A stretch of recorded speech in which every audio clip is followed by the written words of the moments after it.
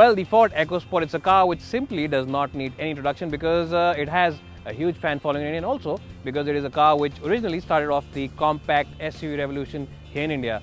But of late, this car has been facing a lot of challenge and a lot of stiff competition from the likes of the Maruti Suzuki Vitara Brezza as well as the Tata Nexon. And now Ford have decided to give it a major overhaul in terms of not only the looks on the outside but also its interiors as well as a new petrol engine. So what are these changes all about and how good is the new car? We'll find that out on the show today.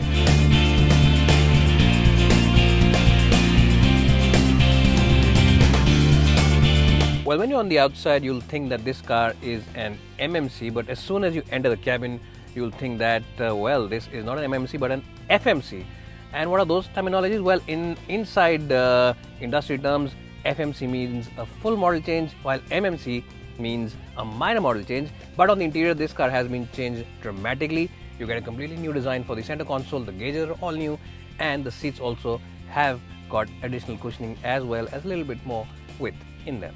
Well, the earlier car used to have a plethora of buttons over here which could be very intimidating as well as very confusing for first time users, but the new one now has a very easy and very intuitive to operate 8-inch touchscreen. This touchscreen also comes with Apple's CarPlay as well as Android Auto in them, which means that you can directly hook up your phone with the system, because this car also gets Ford's Sync 3 technology, which means that it is a great system for connectivity. Well, I have to say that this system is a lot more legible and a lot more easier to use than the system on its other rivals, and even in the harshest of harsh sunlights, it is very easy to read because it has very good brightness. Now, in terms of overall quality, the plastic quality is more or less the same as the earlier car, and Ford seems to have definitely improved the quality of the switchgear, and it is better than the older version. The seats also, I just mentioned, have got better width now, and they are much better at accommodating people who have bigger girth like me, and support for the lower back is very good, support for the under thighs is excellent. So these seats should keep you very comfortable on those long highway trips. In terms of overall storage places, you get this huge box over here where you can of course keep a lot of stuff, and it is a very deep box. As you can see, a couple of beverage holders over here where you can keep your favorite fruity beverage, you can keep your wallet as well as your cell phone ahead of the gear lever, and the door bins are large enough to house those big 1-liter bottles.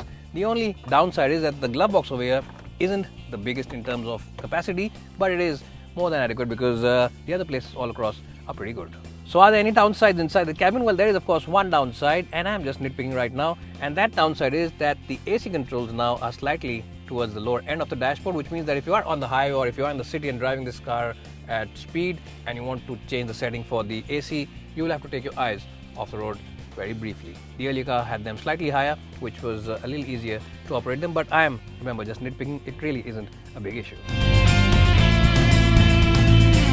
Well, the first thing that you will notice as soon as you enter the EcoSport is the reassuring door thard. Yes, it is a door thard which is solid and much solid than most of its rivals, and this is something that you will appreciate if you care about safety. You will also appreciate the fact that this car has an option of 6 airbags. This is the only car in the segment which offers you 6 airbags, so that's something that you should of course think about. Knee room is pretty good. Headroom also is more than adequate for someone who is my height, which for reference is 5'10". So people who are about 6'2" or 6'3" should be quite okay in these seats. Now these seats are pretty good in terms of support for your lower back. The backrest angle is spot on, and support for your under thighs is also very good. The hip as well as knee angle also is very good. You really do sit up above these seats, which means you sit on them rather than sunk into them, and that's very good for comfort. Now it is a decent car in terms of width. It's not the widest car, but it is decent, and you can have 3 occupants over here. One area where it is slightly behind the Tata Nexon is the fact that there are no AC vents at the back, something that the Nexon offers.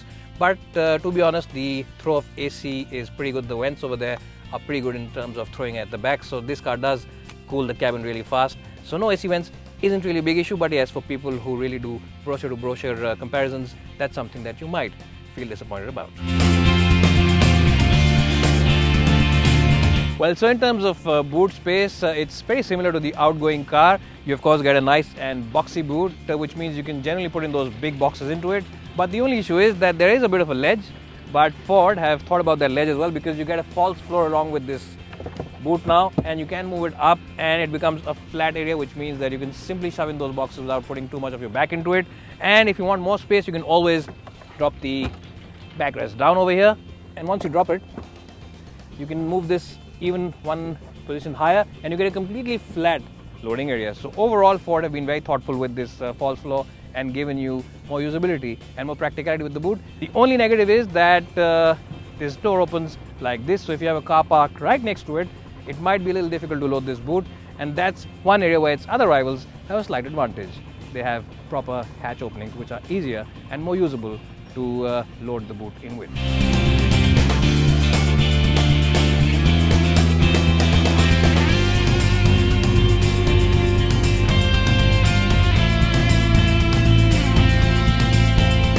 Well, so the big change on the new EcoSport is, of course, the introduction of the new 1.5-litre 3-cylinder engine. Now, what is this engine all about? Is it better than the old one? Definitely yes, it is much better, both in terms of responsiveness as well as in terms of refinement levels. And you will instantly notice that this car is a lot more responsive from low throttle inputs, which makes it a very good car for the city. You also get a new automatic gearbox for people who drive automatics. It's a great gearbox. It's not a dual clutch, but it is a proper torque converter gearbox. It feels pretty responsive, and it is also pretty well gelled with this engine. Well, so how is the automatic gearbox on the new EcoSport petrol? I have to say that I am pretty impressed with its automatic gearbox. It is a very quick-witted gearbox, and you also get these flappy pedals behind the steering wheel, which is a unique feature, remember, because no other compact SUV offers flappy pedals or an automatic gearbox for that matter. At this price point, the Vitara Brezza as well as the Nexon do not have it, and that is something which is unique to the petrol EcoSport. And I have to say that the gearbox is quite good in terms of shift up and down, and even when you're using it manually, there is hardly any lag in the gearbox, so that makes it a nice gearbox for usage, especially if you're driving too much in the city. Well, the 1.5-litre diesel engine remains the same, so it is a great motor for refinement, and it is a very good choice for people who drive a lot, want something which is responsive, and also want something which is very refined, because the responsiveness of the diesel engine is very, very good. It starts responding from around 1400-1500 RPM, which isn't a very typical diesel engine habit, because a lot of common rail engines respond only from around 80-900. So that's something which is very unique to this engine, and also makes the diesel motor on the Ford EcoSport ideal for driving in the city.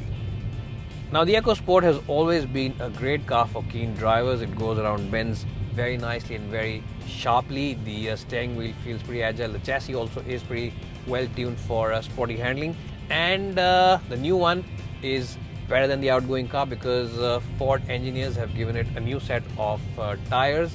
These tires are wider than the older version, and they definitely add a lot more agility as well as grip to the already agile chassis of the EcoSport, making it a very enjoyable car for keen drivers. Well, what you'll also like about the Ford EcoSport is its rock-solid stability on the highway. This car really has a sense of authority when you are doing 3-digit speeds on the highway, and it feels very stable, very assuring, something which can do miles at an end. And it's also a car which will leave you rather relaxed at the end of a long journey, because the steering wheel on the new EcoSport is a lot lighter than the outgoing car. Now, being lighter than before doesn't mean that this car's steering wheel suddenly feels nervous or doesn't have the same kind of feedback that the older car had. It still feels pretty responsive, it still feels very communicative, but because it's a lot lighter now, it's a lot easier to drive this car around the city, and it's also a lot easier to park it into tighter parking spaces. Well, Ford engineers have managed a solid blend in terms of agility as well as comfort on the EcoSport. Yes, even though this car feels rock solid at high speeds, at slow city speeds, this car doesn't crash into those potholes. It simply glides over them, and when you are pushing it into corners, the body roll is well under control. The communication from the steering wheel is always spot on, and the tires also have very good grip level. So it's a great car. It's a great all-round car, in fact, for not only ride, comfort, but also for handling. Another point that most buyers will appreciate are these big windows all across, and the view from the back also is pretty good. The side view mirrors are also of a very good size, so you get a very good view of whatever's happening behind you.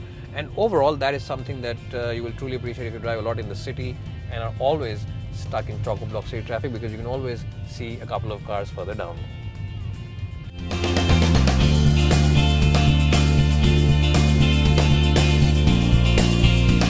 Well, so overall, the Ford EcoSport comes across as a very good all-rounder. It's fun to drive, it has a long list of safety kit, It's also got decent cabin space, and it has a very fuel efficient as well as a very refined diesel engine. And what I'm trying to say here is that if you're in the market for a compact SUV, then it's very hard to build a case against the Ford EcoSport. It really is that good.